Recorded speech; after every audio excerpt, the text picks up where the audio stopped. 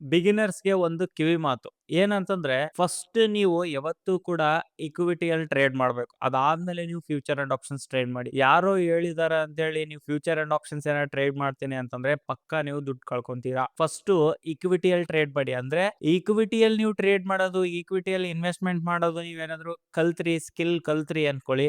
Obviously ಅದೇ ಸ್ಕಿಲ್‌ನ ನೀವು options ಅಲ್ಲಿ ಯೂಸ್ ಮಾಡ್ಬೋದು ಮತ್ತೆ ಫ್ಯೂಚರ್ಸ್ ಅಲ್ಲಿ ಯೂಸ್ ಮಾಡ್ಬೋದು. ಡೈರೆಕ್ಟ್ ಆಗಿ ನೀವೇನ್ ಮಾಡ್ತೀರಾ ಅಂತಂದ್ರೆ ಒಂದೇ ಸತಿಗೆ ಆಪ್ಷನ್ಸ್ ಮತ್ತೆ ಫ್ಯೂಚರ್ಸ್‌ನ ಟ್ರೇಡ್ ಮಾಡ್ತೀರಾ. ಅಲ್ಲಿ ನಿಮ್ಗೆ ಕ್ಯಾಪಿಟಲ್ ಇನ್ವೆಸ್ಟ್‌ಮೆಂಟ್ ಬೇಕಾಗುತ್ತೆ. ಪ್ಲಸ್ ಒಂದೇ ಸತಿಗೆ ಆ ಅಮೌಂಟ್ ಏನ್ ಇನ್ವೆಸ್ಟ್‌ಮೆಂಟ್ ಮಾಡಿರ್ತೀರಲ್ಲ ಒಂದೇ ಸತಿಗೆ ವೈಪ್ ಔಟ್ ಆಗುತ್ತೆ. ಅದೇ ನೀವು ಇಕ್ವಿಟಿಯಲ್ಲಿ ಇಂಟ್ರಾಡೇ ಮಾಡ್ತೀನಿ ಅಂತಂದ್ರೆ ಕಮ್ಮಿ ಕ್ವಾಂಟಿಟಿಯಲ್ಲಿ ನೀವು ಮಾಡ್ಬೋದು. 10 quantity, 20 quantity depend upon your risk. ರಿಸ್ಕ್‌ನ ಯಾವ ತರ ತಗೋಬೇಕು ಅಂತಂದ್ರೆ ಎಕ್ಸಾಂಪಲ್ ನೀವು ಇಕ್ವಿಟಿಯಲ್ಲಿ ನೀವು ಏನಾದ್ರು ಟ್ರೇಡ್ ಮಾಡ್ತೀನಿ ಅಂತಂದ್ರೆ ಜಸ್ಟ್ ₹100 ರಿಸ್ಕ್ ಇಡ್ತೀನಿ ಅಂತಂದ್ರೆ ₹100 ಡಿವೈಡೆಡ್ ಬೈ ಈ ಫಾರ್ಮುಲಾ ನೆನ್ಪಿಟ್ಕೊಳ್ಳಿ.